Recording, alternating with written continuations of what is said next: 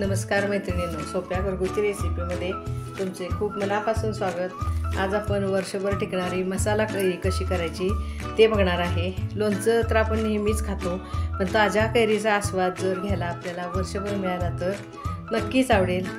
ह्या मसाला कैरीसाठी आपण ही साधारण 1/2 किलो वजनाची एक कैरी घेतलेली आहे। तिची पहिल्यांदा आपण साल काढून घेऊया।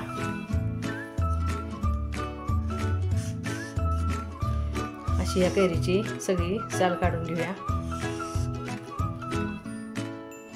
बघा आता ह्या अशा कैरीची साल काढून घेतल्यानंतर त्याचा असा देठाकडचा भाग थोडा काढून टाका,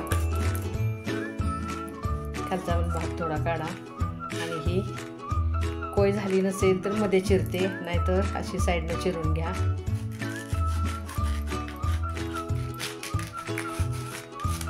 बघा आता ही जून आहे कैरी, कोय झालेली आहे, त्यामुळे अशी साईडने चिरून घेतलेली आहे। आणि ह्या कैरीचे आपण आता पातळ असे स्लाइस करून घ्यायचे आहेत।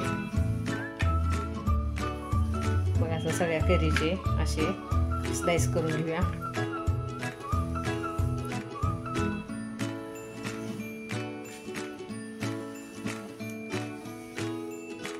बघा आता कैरीचे असे हे पातळ स्लाइस करून घेतलेले आहेत। आता या कैरी लावायला काय काय मसाला घेतला आहे ते बघूया।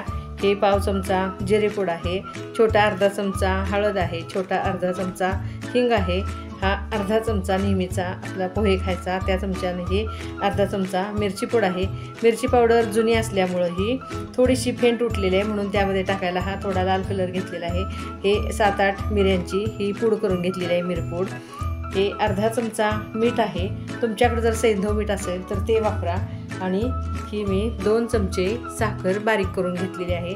आता एक एक करून हे मसाले आपण ह्या कैरीला लावून घ्यायचे आहेत। पहिल्यांदा आपण ही आता हळद टाकून घेऊया। एक एक करूनच लावा, म्हणजे हे मसाले आपले चांगले लागले जातात।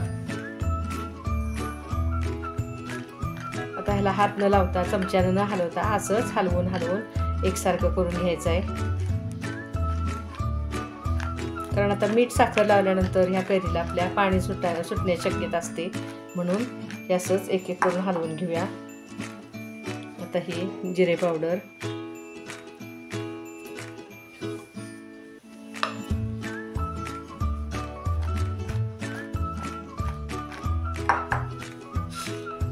आता हिंग,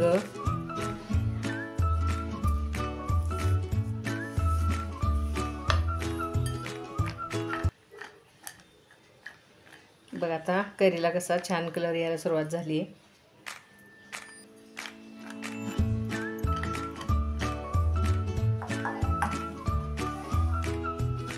हे मिरची पावडर,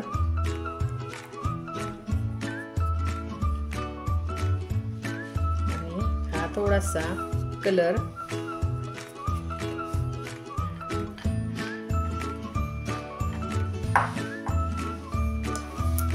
मिरपूड, हे मीठ आणि साखर टाकून आपण आता हलवून घेऊया। बघा आता सगळे मसाले मिरपूड लावून घेतल्यानंतर बघा आता सगळे मसाले मिरची पूड लावून घेतल्यानंतर कैरीला आपल्या कसा छान कलर आलेला आहे। त्या ताटात आपण अशी एकसारखी पसरून घेऊया आणि हे ताट आपण असं आता 1 तास फक्त कडक उन्हात ही कैरी आपण सुकवून घ्यायची आहे। फार वेळ सुकवल्यानंतर ही वातड होते, पुन्हा मऊ व्हायला वेळ लागतो, म्हणून ही 1 तास आपण उन्हात ठेवून सुकवून घेऊया। आता सगळी अशी पसरून घेते। बघा आता ही अशी ताटात पसरून झालेली आहे, ही मी उन्हात ठेवते। मैत्रिणींनो, तुम्ही फ्लॅटमध्ये राहताय, तिथं उन्हाचा प्रश्न हा असतोच, त्यावेळी काय करायचं तर हे कैरीचं ताट असंच आपण फॅन खाली ठेवून पण सुकवू शकतो। आता हे मी उन्हात ठेवते। बघा मैत्रिणींनो, आपली ही कैरी कशी छानच सुकलेली आहे। आणि हे कोयीचे निघालेले हे पातळ पातळ स्लाइस मी हे बाजूला बसरलेले हे पण बघा कसे छान सुकलेत। हे आता आपण वर्षभरासाठी स्टोअर करून ठेवू शकतोय। ही कैरी बघून तुम्हाला महालक्ष्मी मंदिराच्या बाहेर मिळणाऱ्या मसाला कैरीची आठवण नक्कीच झाली असणार। बघा ही मसाला कैरीची रेसिपी तुम्हाला कशी वाटली मला नक्की कमेंट्समध्ये कळवा। धन्यवाद.